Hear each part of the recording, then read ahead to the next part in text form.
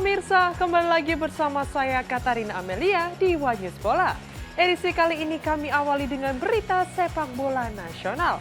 Usai mengikuti ajang Piala Kemerdekaan 2025, Timnas Indonesia U17 akan melakoni pemusatan latihan di Eropa. Hal ini dilakukan demi mematangkan persiapan menuju Piala Dunia U17 2025. Informasi lainnya pemirsa, kita beralih ke sepak bola mancanegara. Barcelona kembali terbentur aturan La Liga. Kali ini jersey terbaru Blaugrana gagal debut di laga pembuka Liga Spanyol musim 2025-2026. Pemirsa, inilah Wanyus Bola selengkapnya.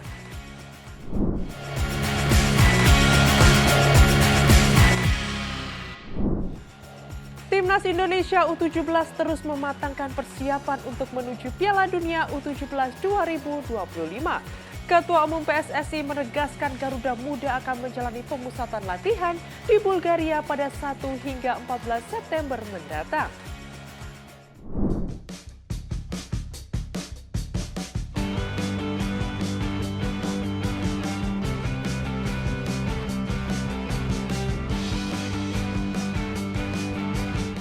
Ketua Umum PSSI Erick Thohir resmi mengumumkan agenda Timnas U17 Indonesia setelah menyelesaikan kiprah di Piala Kemerdekaan 2025.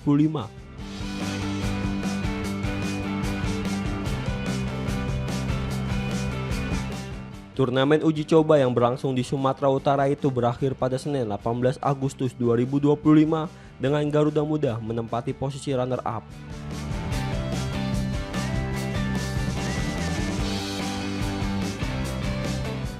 Dari 3 pertandingan, Asuhan Novarianto meraih 4 poin hasil imbang 2-2 kontra Tajikistan, kemenangan 2-0 atas Uzbekistan, dan kekalahan 1-2 dari Mali pada laga pamungkas.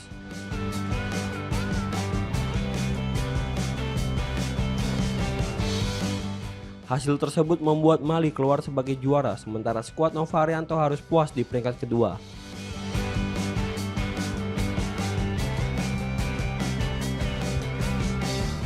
Meski gagal menjadi juara, Timnas U17 Indonesia masih memiliki waktu sekitar 2,5 bulan untuk mempersiapkan diri menuju Piala Dunia U17 2025 di Qatar.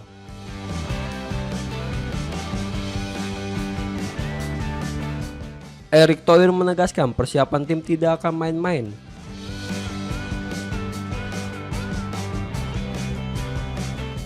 Ia memastikan Garuda Muda akan menggelar pemusatan latihan di Bulgaria dan Dubai, sekaligus menggandakan uji coba internasional serta mengikuti turnamen mini sebelum berangkat ke Qatar.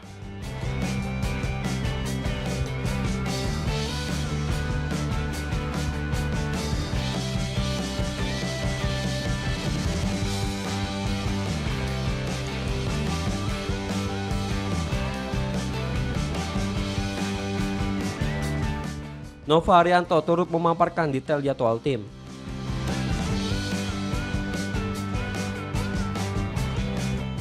Menurutnya, tesnya di Bulgaria akan digelar pada 1 hingga 14 September 2025. Setelah itu, skuad Garuda Asia dijadwalkan tampil dalam turnamen mini di Dubai sebagai ajang pematangan taktik dan mental. Nova juga berharap sejumlah pemain diaspora yang belum bergabung saat Piala Kemerdekaan bisa segera merapat ke tim.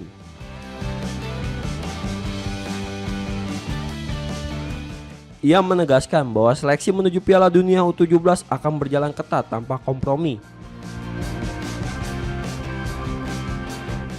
Publik menaruh harapan besar agar Garuda Muda tampil maksimal dan mampu memberikan kejutan di ajang Piala Dunia U17. Polemik royalti lagu nasional di laga Timnas Indonesia semakin dipertanyakan. Erick Thohir buka suara terkait masalah ini dan berkomitmen untuk memperkuat perlindungan hak cipta agar sebuah karya tetap terjaga di ranah sepak bola nasional.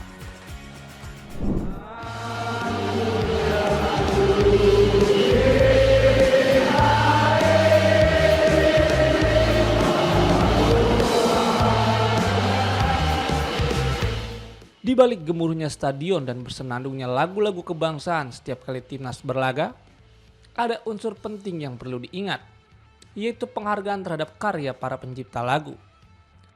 Kesadaran inilah yang membuat Ketua Umum PSSI, Erick Thohir, dan Menteri Hukum dan HAM, Supratman Andi Aktas, untuk duduk bersama guna membahas perlindungan hak cipta dalam dunia sepak bola nasional. Langkah ini menjadi bagian dari komitmen PSSI guna memastikan agar setiap lagu yang dilantunkan mengiringi timnas digunakan dengan semestinya.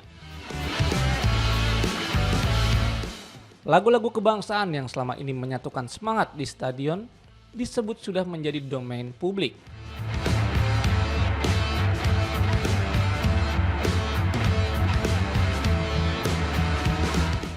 Namun, untuk lagu-lagu komersial, federasi ingin tetap menjalankan proses yang sesuai dan menghormati hak para pencipta. PSSI sendiri telah memberikan contoh nyata dengan melakukan kolaborasi dengan band legendaris God Bless dalam membawakan lagu Rumah Kita. Hal tersebut merupakan langkah yang dilakukan dengan izin dan melibatkan langsung pencipta atau pemilik lagunya.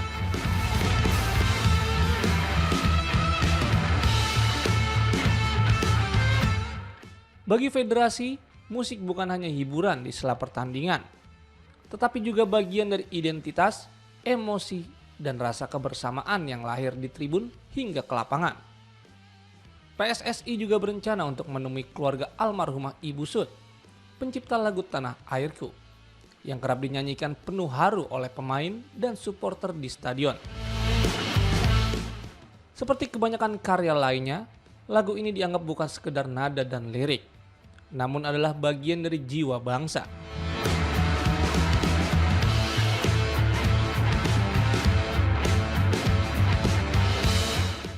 Menurut PSSI, menjaga warisan ini berarti menjaga semangat yang selama ini hidup dalam setiap pertandingan.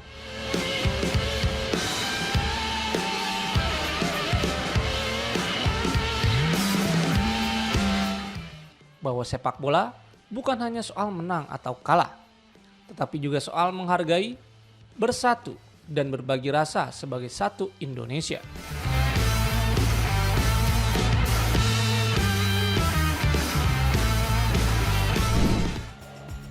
Meskipun telah memilih timnas Belanda, rasa cinta Tijani Reinders kepada Indonesia tak pernah pudar. Bintang Manchester City itu mengungkapkan mimpi besarnya untuk bisa menangani timnas Indonesia suatu hari nanti.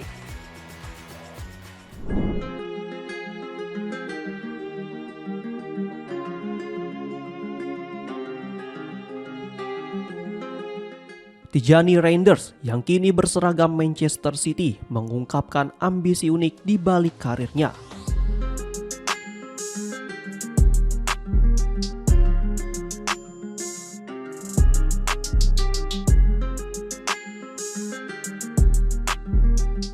Gelandang berusia 27 tahun itu bercita-cita suatu saat bisa duduk di kursi pelatih timnas Indonesia, mengikuti jejak Patrick Kluivert yang saat ini membesut Garuda.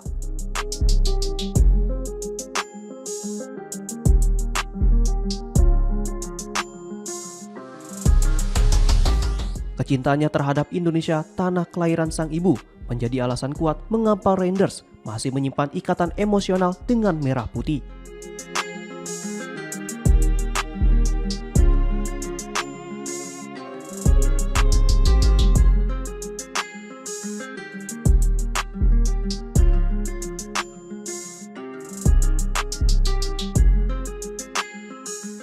Meski sempat masuk radar PSSI untuk naturalisasi, ia memilih memperkuat timnas Belanda. Namun, dukungan supporter Indonesia terus mengiringi perjalanan karirnya di Eropa.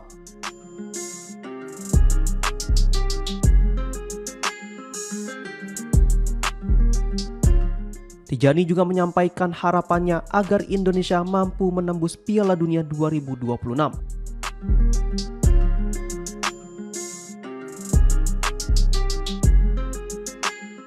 Bahkan menantikan kemungkinan bertemu adiknya, Eliano Reinders, yang kini memperkuat timnas Indonesia.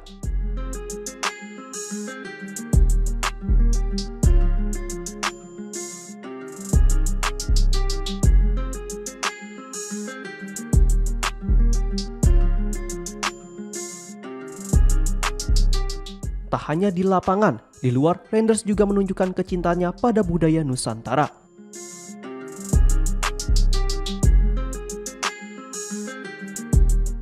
Nasi goreng buatan sang nenek menjadi menu favoritnya, disusul soto dan rica-rica yang menurutnya selalu mengunggah selera.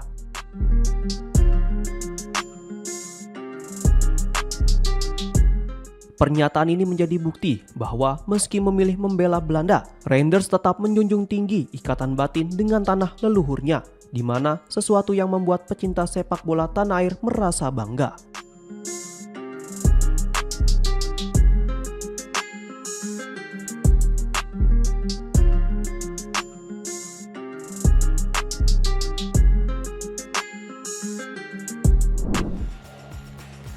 Setelah 5 bulan absen akibat cedera, Ragnar Oratmangun kembali ke lapangan hijau bersama FC Vidender. Dirinya menorehkan catatan gemilang dengan akurasi umpan 100%, 2 tembakan, 2 tackle, dan 2 recovery.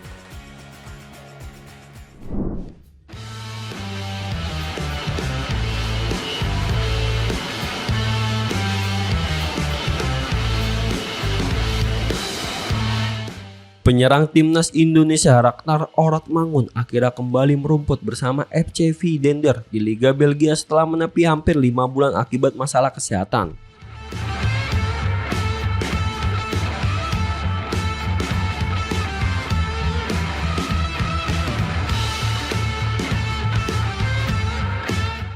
Comeback ini menjadi momen penting bagi Oratmangun untuk kembali membuktikannya kualitasnya di kasta tertinggi sepak bola Belgia musim 2025 hingga 2026.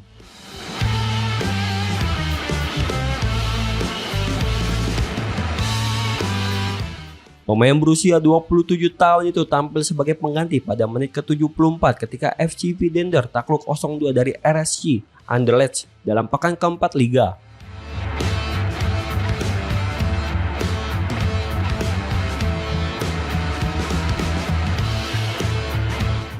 Meski hanya bermain selama 16 menit, Oratmangun mencatatkan performa cukup solid dengan rating 6,6.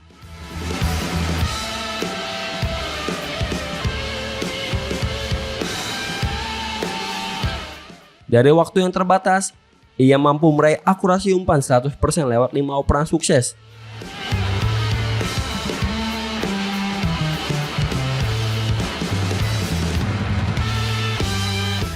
Melepaskan 2 tembakan, mencatat 2 tackle berhasil, serta 2 kali melakukan recovery bola.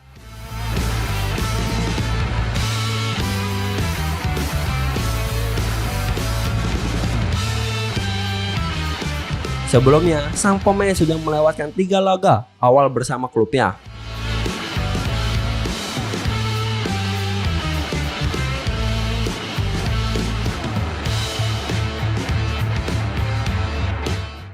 Oratmangun bahkan sudah tidak bermain sejak akhir Maret 2025 akibat mengidap virus yang tidak disebutkan jenisnya.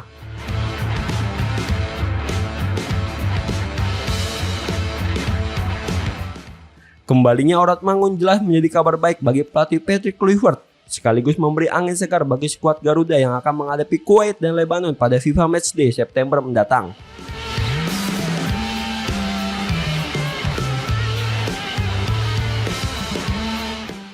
Kehadirannya juga menambah optimis menjelang ronde keempat kualifikasi Piala Dunia 2026 zona Asia, di mana tim Merah Putih membutuhkan semua pemain terbaiknya. Polemik naturalisasi kembali menerpa timnas Malaysia usai Facundo Garces membongkar garis keturunan yang bersumber dari buyutnya. Padahal regulasi FIFA tegas menyebutkan bahwa proses naturalisasi hanya sah hingga batas garis keturunan kakek atau nenek.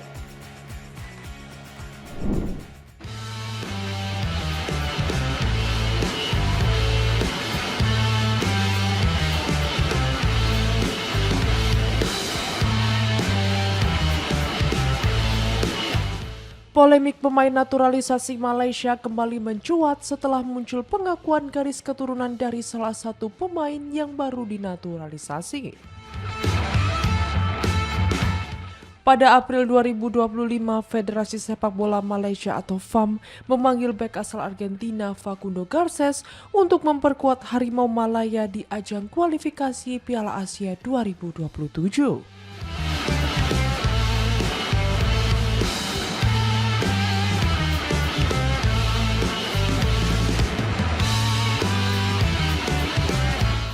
Meski lahir dan besar di Argentina, pemain berusia 25 tahun itu resmi masuk program naturalisasi FAM.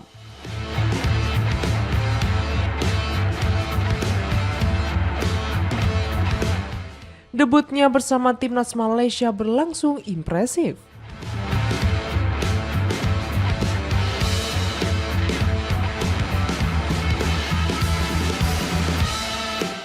Garces tampil saat Malaysia menaklukkan Vietnam dengan skor telak 4-0 di kualifikasi Piala Asia 2027.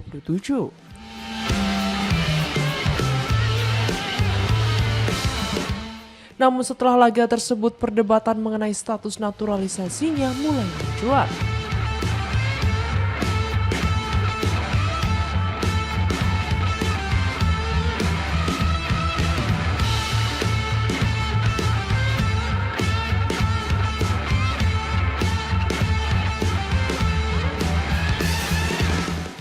Dalam keterangannya di media Spanyol El Correo, bek Deportivo Alaves itu mengaku memiliki darah keturunan Malaysia dari buyutnya.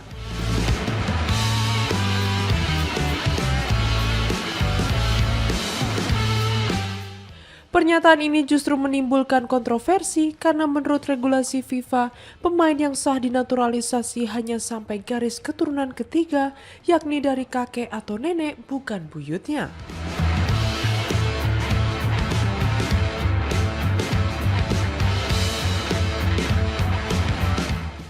Meski demikian, FIFA telah memberikan lampu hijau bagi Garces untuk membela Harimau Malaya.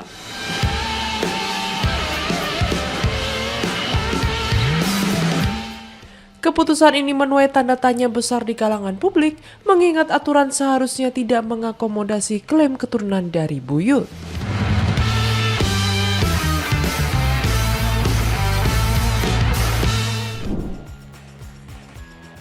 Barcelona terpaksa menunda debut jersey anyarnya. Aturan ketat La Liga membuat Blaugrana harus kembali memakai seragam lama setelah 3 desain baru mereka dinilai terlalu mirip dengan warna lawan.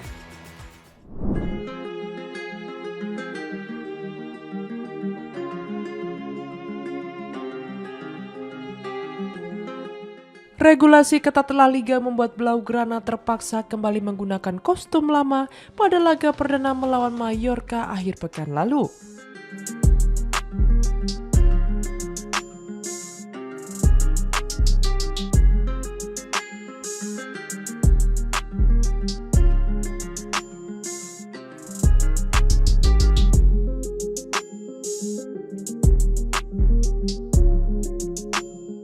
Dalam pertandingan tersebut, skuad asuhan Hansi Flick turun dengan jersey ketiga musim 2024-2025 berwarna hijau limau.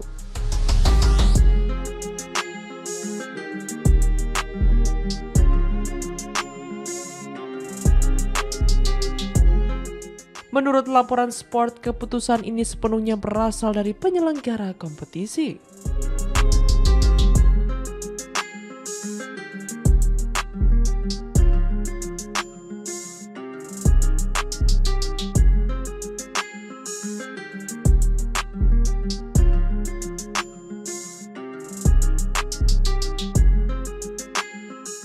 La Liga menerapkan sistem bernama Kit Selector untuk menghindari bentrokan warna kostum yang bisa menyulitkan wasit maupun penonton televisi.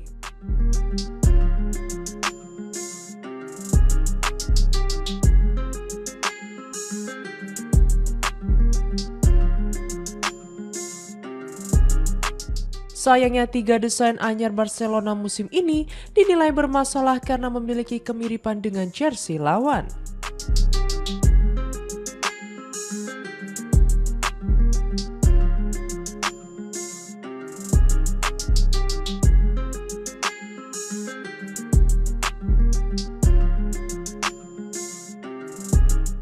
Bahkan kostum ketiga berwarna oranye yang belum resmi dirilis juga ditolak.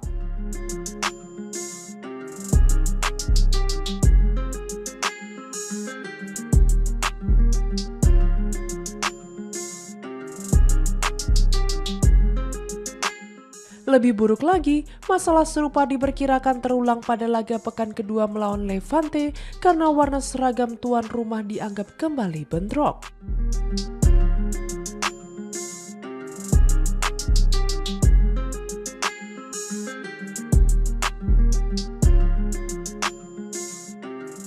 Dengan demikian, Barcelona kemungkinan besar masih harus tampil menggunakan jersey hijau limau peninggalan musim lalu.